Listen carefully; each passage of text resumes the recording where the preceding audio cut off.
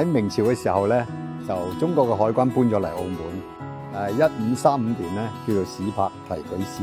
咁1553年啦，就葡國嘅商船咧，亦都嚟咗澳門。澳門呢個漁村咧，就慢慢成為而家今日嘅現代化城市。而今日啦，邀請咗學者李業飛先生啦，同大家一齊介紹漫步澳門街嘅其中一條路線——邂逅海岸系列之內港風貌嘅。咁我哋一齊嚟回顧一下內港昔日繁榮嘅景象。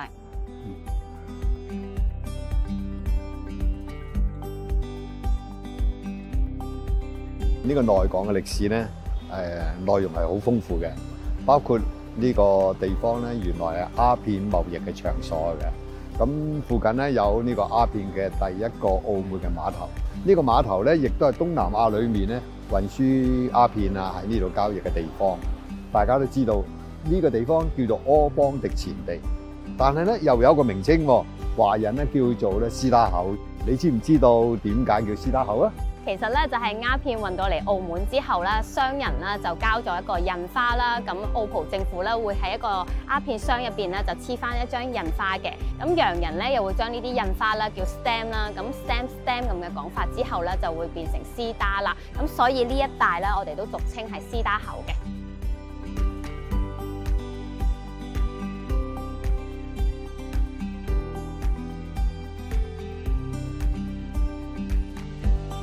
我哋嚟到呢間屋咧，就係1880年建嘅，叫做鴉片屋。當時咧儲存鴉片嘅，又叫做鴉片公棧啦。1839年咧，9月3號咧，林則徐咧就帶住呢個清王朝嘅指令咧，通知澳門政府，全中國都要禁煙。其實咧，我知道鴉片最早期咧係醫藥用途嘅，後期咧先俾人濫用啦，變成毒品嘅。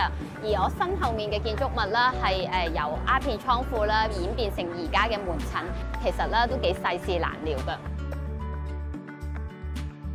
而喺公棧斜對面嘅大風倉碼頭，啱啱落成嘅時候，同當時碼頭相比，規模可以講話係數一數二㗎。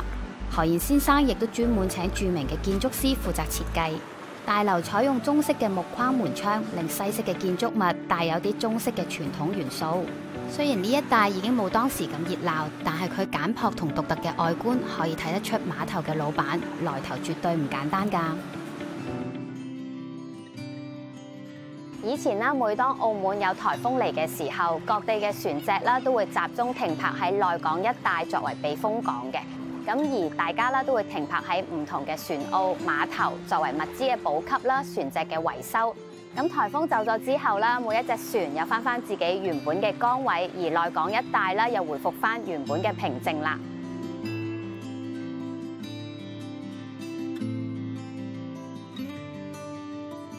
喺1946年嘅時候咧，澳葡政府咧已經宣布咗澳門禁止鴉片嘅。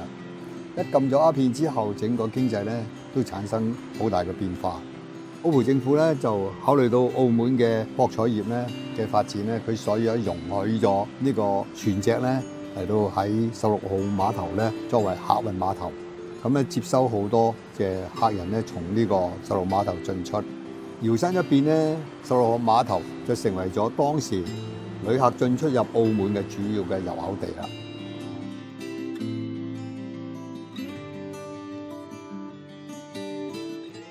所以啊，旅客嚟到澳門咧，一定要買翻啲手信㗎。牛肉乾定杏仁餅啊？以前嘅旅客嚟澳門買嘅手信咧，多數咧就以澳門最出名嘅鹹魚啦、蝦膏啦、蝦醬啦、蠔油啦等等嘅。呢啲咧雖然好似好老土，都係澳門早期嘅手信，旅客咧亦都好喜歡。時至今日咧，雖然呢啲手信啊受檢疫嘅限制，但係都仍然有遊客慕名而嚟購買嘅。由於外港碼頭嘅開放啦，加上新發展嘅旅遊景點，種種嘅因素啦，令內港嘅發展重心啦轉移到去其他地方，而大家嘅集體回憶啦、皇宮娛樂場啦都搬走咗啦。時至今日咧，內港碼頭嘅使用咧越嚟越少啦，佢嘅輝煌咧亦都開始減弱啦。而旅遊帶嚟嘅所有嘅商品啊，周圍嘅商業啊，亦都開始式微啦。咧好多謝晒李業飛先生啦，為大家介紹咁多有關內港嘅故事，同時咧都歡迎大家親身體驗漫步澳門街嘅呢條路線，邂逅海岸系列之內港風貌。